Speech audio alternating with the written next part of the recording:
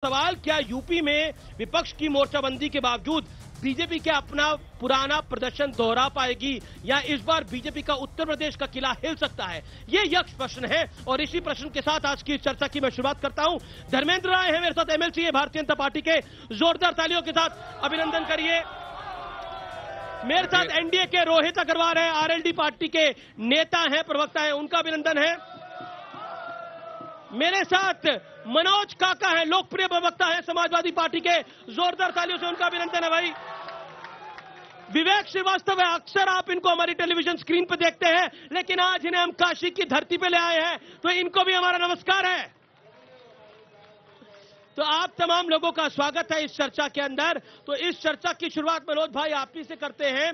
क्या आपको लगता है ये चुनाव, क्योंकि बड़े सारे उतार चढ़ाव के दौर हमने देखे, लेकिन अब ये आखिरी दौर का चुनाव है, अंतिम चरण का चुनाव है, आपको कहां जाता हुआ दिखता है? क्यों आपको भरोसा है कि मोदी नहीं आ रहे हैं? क्यों भरोसा है आपको? देखिए, जो भरोसे का सवाल है, आप मां गंगा के तट पे खड़े हैं और आप ऐसे पावन धरा के तट पर खड़े हैं जहां हरिश्चंद्र को अपनी सत्यता के पैमाने पर अपने पुत्र के सौदाह के लिए क्या क्या नहीं करना पड़ा, पूरी दुनिया ने देखा।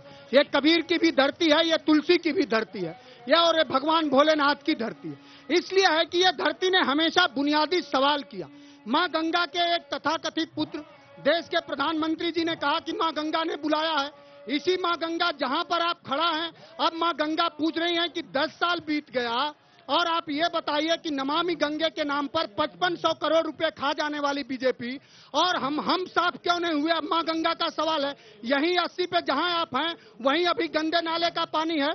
और जो बेटियों का सवाल है, यहीं बीएचयू सबसे प्रतिष्ठित संस्थान है। सुन लीजिए, एक बेटी के साथ भारतीय जनता पार्टी के दरिंदों ने, 3 दरिंदों ने नोचा, और ऐसे वैसे दरिंदे नहीं, उनको संरक्षण इस देश के प्रधानमंत्री नरेंद्र मोदी का, योगी आदित्यनाथ का और बीजेपी के बड़े बड़े नेताओं का। जो हमारी बहन बेटियां बैठी हैं वो तो जानना चाहेंगी कि कैसे सुरक्षित करोगे जब एक प्रतिष्ठित विश्वविद्यालय में एक बेटी नहीं सुरक्षित है, तो आम बेटियां सुरक्षित कैसे होंगी? अब आपने अपनी बात को रखा। क्या आपको लगता है कि इस बार चुनावी मुद्दा भारतीय जनता पार्टी ने आरक्षण को बना दिया? वो आपके साथ खेल करने लगे थे, आप उनके साथ खेल करने में लगे, लेकिन जनता थोड़ी कंफ्यूज है। आरक्षण कौन हटाना चाह रहा है, कौन घटाना चाह रहा है और कौन बढ़ाना चाह रहा है? देखिए, हमारे प्रधानमंत्री जी ने बार बार इस बात को कहा है कि विपक्ष यह चाहता है कि हम मुस्लिमों को आरक्षण दें। किसका हक मार के?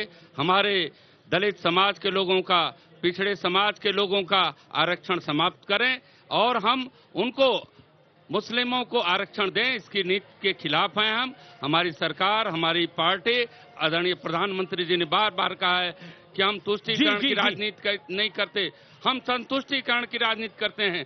मुस्लिम और हिंदू की बात नहीं करते हैं, हम सबके हित की बात करते हैं।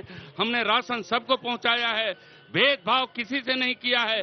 यह लोग 47 के समय का जो इतिहास है, सांप्रदायिक आधार पर विभाजन करने वाले लोग आज भी चाहते हैं कि सांप्रदायिकता की बू आज इस देश में चलती रहे।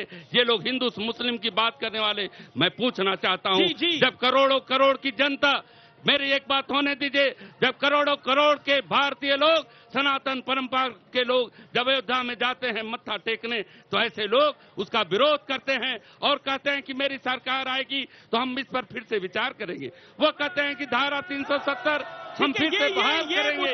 हमारे सर पर ये भ्रम का जाल फैलाने वाले लोग, ये झूठे लोग। मेरा निवेदन है कि एक एक करके सब अपनी बात को रख ले और एक मिनट में अपनी बात को रखें।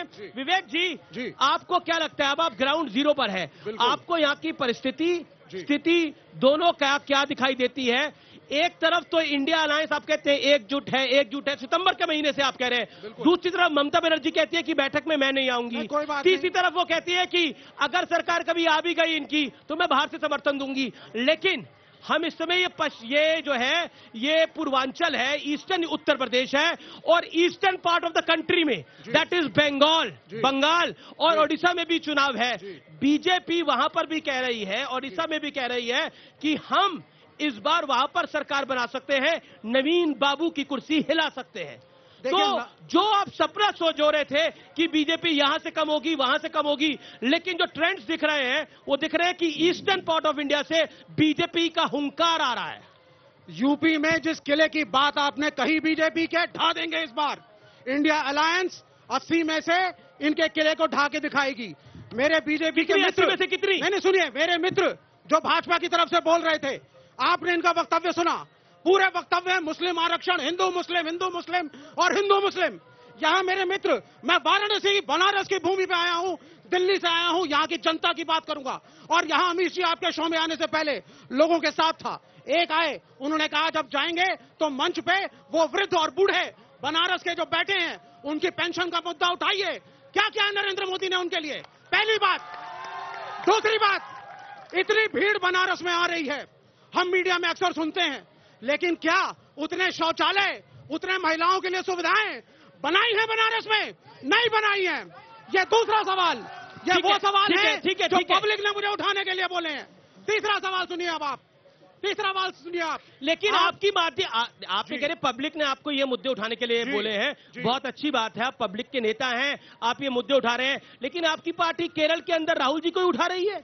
एनी राजा जी, वो कह रहे हैं राहुल जी को हराओ, राहुल जी को हराओ, राहुल गांधी सुन लीजिए, रायबरेली से बोले विवेक भाई बोलिए। सुनिए, देखिए बनारस के, मेरे बनारस के दोस्तों, हुंकार कोई जो महंगी, विवेक जी जो महंगी पढ़ाई है, आपके बच्चे जिन स्कूलों में जाते हैं उनकी फीस को देखो, कॉलेज की फीस को देखो, नौकरियों को देखो, एम्प्लॉयमेंट को देखो, प्लेसमेंट मिल नहीं रही है। ये हिंदू मुसलमानवाद जो भाजपा कर रही है, इससे डेवलपमेंट नहीं होगा। बात रख लिया सर, उखाड़ फेंको इस सरकार को, उखाड़ फेंको। विवेक जी, अब रोहित मैं आपके पास आता हूं।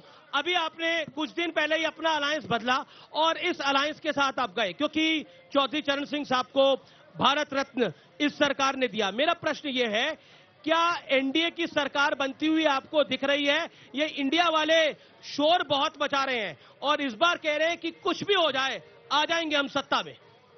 अमीश जी काशी की धरती पे हो और महादेव का अगर उद्घोष ना हो, देश में अगर महादेव का उद्घोष ना पहुंचे तब तक मजा नहीं आएगा। तो एक बार मेरे साथ हर हर महादेव। अब आप देखिए, जब महादेव का उद्घोष हो रहा था तो इंडिया गठबंधन वालों के मुंह सूख गए। आप देखिए, तो स्थिति ये है कि महादेव तो मेरे अकेले के नहीं है ना, तो काशी की धरती पे भी जो महादेव का विरोध करता है, मैं उनको कहूंगा कि राजनीति के चक्कर में इतना मत गिरो कि कहीं महादेव की इस धरती पे शरीर ठंडा हो जाए। विवेक जी, ये मुक्ति की धरती है, ये महादेव की धरती है, इस पे महादेव का विरोधियों की जगह नहीं है। इसीलिए पुनः हमारे देश के प्रधानमंत्री जी तीसरी बार यहां से रिकॉर्ड मतों से जीतने जा रहे हैं जी। और मैं आपको बता दूं, इनके तो प्रत्याशी जो हैं उनके लिए भी न्याय दिलाने का काम इसी मोदी सरकार ने किया है। उनके भाई के हत्यारे को परलोक पर पहुंचाने का